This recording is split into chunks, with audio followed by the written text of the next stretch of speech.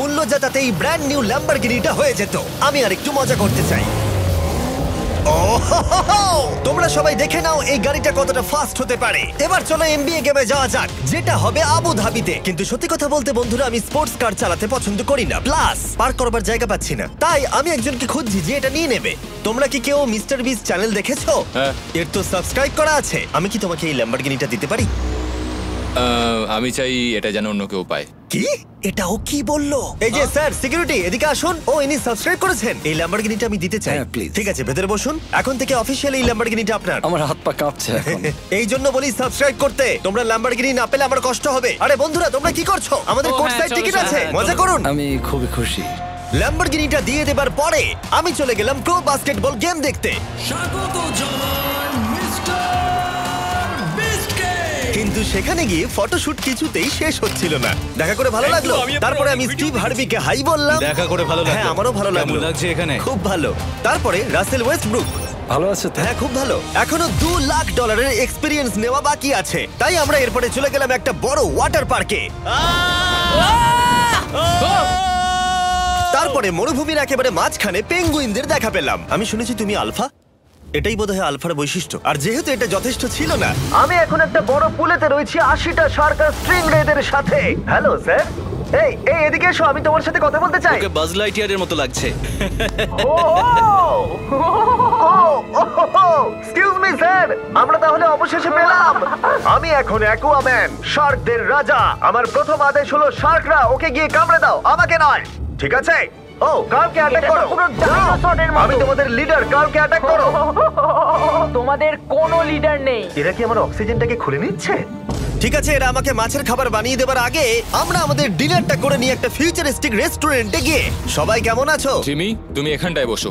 এটা কি জিমি? আমি জানি না, আমি কোন রেস্টুরেন্টে আমার বন্ধুদের থেকে এতটা দূরে বসে খাবার খাইনি। জেন্টলম্যান, এই লাইফ টাইম এক্সপিরিয়েন্সটা করার জন্য তৈরি হয়ে যান। আমরা আমাদের প্রথম কোর্স শুরু করব। এটা একবারে খেয়ে নিতে হবে। চিয়ার্স। চিয়ার্স। আমার যদি এটা পছন্দ না হয়? এটা ভালো খেতে? এটা দারুণ খেতে। এটা কি তাহলে একবারই খেতে হয়? ঠিক আছে। ও, এসব কি হচ্ছে? ও ও ও, এটা কি? এটা কি? এটা কল অফ ডিউটির মিশনের মতো লাগছে। আমাকে কি হ্যাক করে নিয়েছে? আমি তো ভেবেছিলাম এটা রেস্টুরেন্ট, মুভি থিয়েটার নয়। আমি বুঝতে পারছি না কি হচ্ছে। এই 9 কোর্স মিলটা ঘেরা আছে ফুল 360 ইন্টারঅ্যাক্টিভ ভিজুয়াল দিয়ে, যেটা ডিশ অনুযায়ী চেঞ্জ হয়। ও ভাই, আরে দাঁড়াও, ও এটা তো তোমার টাচে রেসপন্স করছে। আমরা সবাই পৃথিবীকে রক্ষা করছি। আমি এটা একদম করতে পারি না। যদিও রুমটা ছিল খুবই অসাধারণ, ভাই দেখো, এটা এখন আমার জলের ওপরে আছে। এটাকে দেখো। কিন্তু তার সাথে খাবার এবং ড্রিঙ্কস গুলো এই এক্সপেরিয়েন্সটাকে আরো ইউনিক করে তুলেছিল। আপনি গ্লাসটাকে ছুঁয়ে দেখুন, এটা আপনার সাথে রিঅ্যাক্ট করবে। আমরা 9টা জিভে জল আনা ডিশ ট্রাই করেছিলাম, টাটকা সি ফুড থেকে শুরু করে ওয়াও, এটা দারুণ খেতে। গোল্ডেন ওয়াগু বার্গার পর্যন্ত। তোমার ভালো লেগেছে?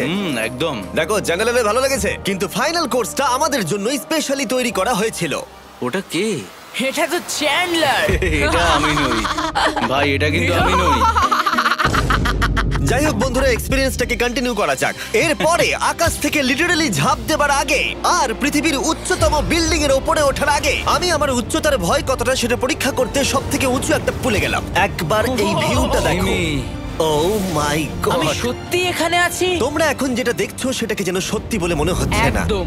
600 ফুট ওপরে আকাশের মাঝে এই 360 ডিগ্রি ইনফিনিটি পুল তোমাদের এই শহরের একটা অসামান্য ভিউ উপহার দেবে।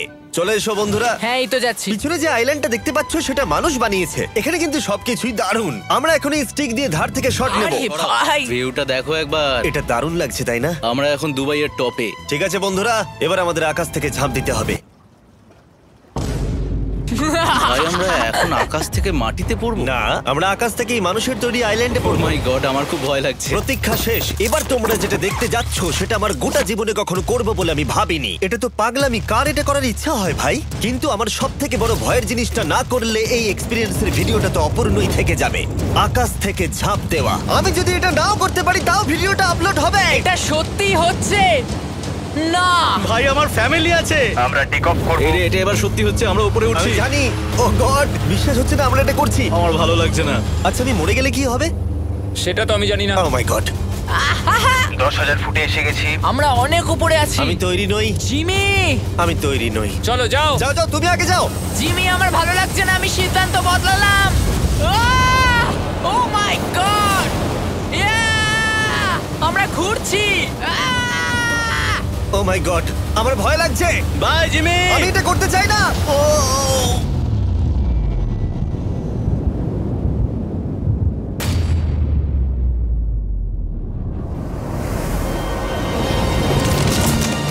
ও মাই গড, এটা খুবই ভয়ঙ্কর। আমি যাচ্ছি না ভাই।